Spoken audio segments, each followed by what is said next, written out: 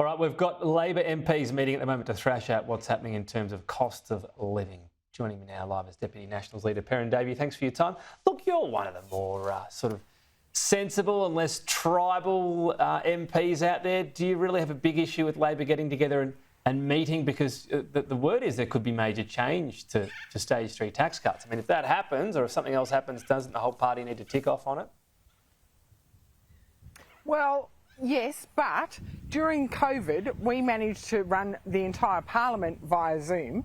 I heard Amanda Richworth on the news wires this morning saying you can't do parliament via Zoom. That's why they're getting together at the cost of $500,000, $500,000 Australian taxpayers' dollars during a cost of living crisis. And they're saying you can't do this via Zoom. Well, we did it during COVID. We do it all the time now. Parliamentary committees do a lot of their work and their hearings via Zoom. Often we have people zooming into meetings. I understand that some ministers are already in Canberra. I understand that the Prime Minister has his cheer squad at the ready to go and attend his press gallery lunch on Thursday. But is there a need to spend about $500,000 taxpayers' dollars to get everyone together to talk about something that they should have been talking about for more than 12 months? We have been talking about it for more than 12 months. What have they been doing?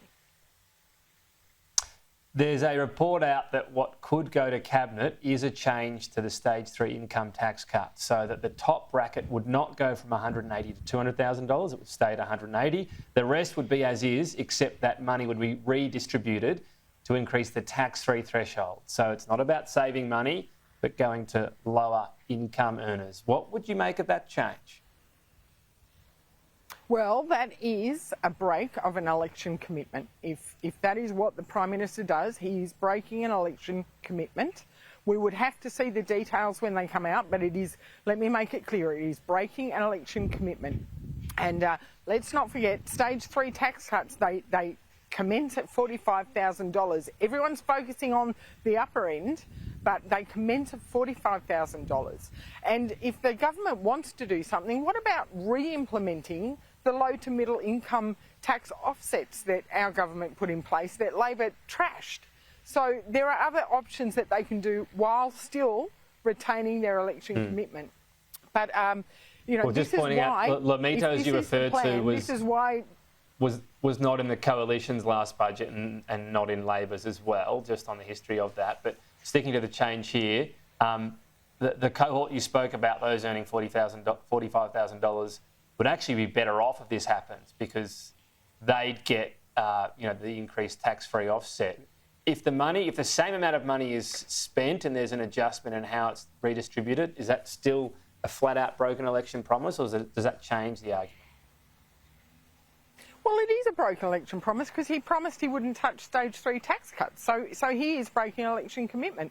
And let's also not forget, any increase into the tax-free threshold, everyone gets. We all get the tax-free threshold. So we all get it. So by saying it is a focus on low income earners, well, it is everyone. So, I mean, more money in the pockets of everyone, whereas stage 3 tax cuts were very specifically for between $45,000 to $200,000 income earners. So, you know, we would need to see the detail. We would absolutely need to see the detail, but it is a backflip on the election commitment that the Prime Minister made to the people before going to the last election. These take effect, whatever tax cuts there are, on July 1. Is it a big enough promise for the Coalition to say, well, if that's what you want to do and this was so crucial to the last election, hold a new one to have the authority to do so? Well, I mean, if you have a new election prior to July 1, that is, we've got to talk about a full Senate election, I believe. I can't remember the exact details, but I think that's a big ask to do it before July. The other alternative is that the Prime Minister actually, if they're going to make these massive changes and if they're going to insist on them applying from July 1, they need to very clearly explain to the Australian public why they have changed their position from the last election, why they're breaking election promise, and how they're going to make it up to the Australian people. So I guess that's the question from the Coalition's point of view.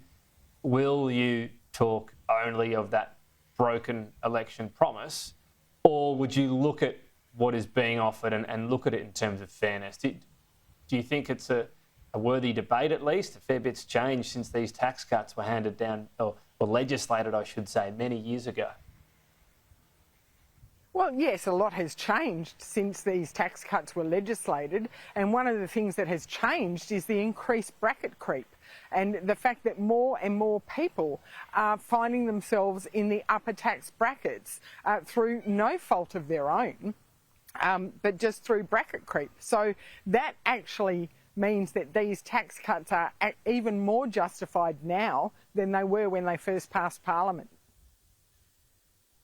All right. Just finally on the supermarket inquiry the government's called, just interested in, the sides of this, because being in the regions, I'm sure you're cognizant of farmers, producers. If the supermarket margins aren't, out of this world and they're pretty reasonable, would the call ultimately mean better prices for farmers but higher prices for consumers? Is that a possibility out of all of this? Well, we need to understand where the costs are. So we are seeing the supermarkets record massive profit margins, huge profits in their annual reporting.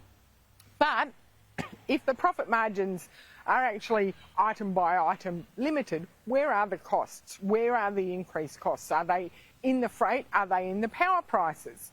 We know supermarkets face the rising power prices, so do the abattoirs, and so do other steps in the production chain. We need to understand all of that so that we can have a line of sight. But yes, farmers are price takers, and it would be really good if farmers somehow, without too much harm to the consumers, but could pass on their increasing costs, just like other steps in the food production chain are able to do. Okay. Perin Davey, appreciate your time there. Thank you.